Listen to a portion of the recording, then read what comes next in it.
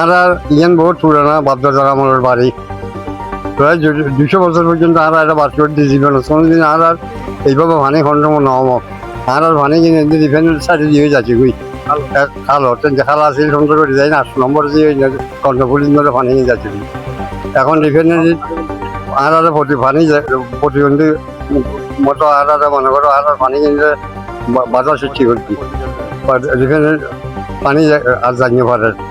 এটা তারা কি করছে কোনো জানে, তাদের কারণে আজ মানে আর আজ এত কষ্ট হয়। কুয়াশা বউ কুয়া এখন লই আর অর্ধাকারে অনাহারের দিন নো পাই আর এখন অসুবিধা নো।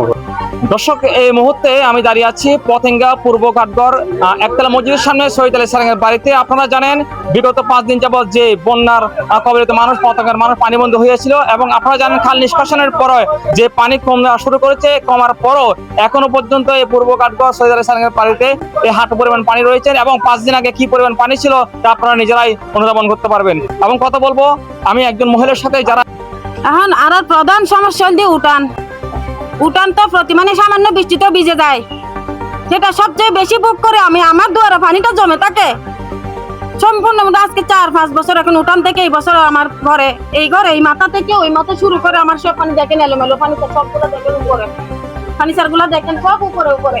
আমি তো একটা বাচ্চাদের টিউশনি করে দিলাম, আমার সব টিউশনি বন্ধ। এখন আমার প্রধান হচ্ছে রিভাইনারিতে পানি বন্ধ করে দেওয়া, তো আমাদের উঠানটা আগে ডুবে যায়। ওখানে অতিরিক্ত ঢুকছে কমে যাওয়ার পরও আপনাদের উঠানে পানি এটা কখন যে যাবে সেটা কেউ জানে না।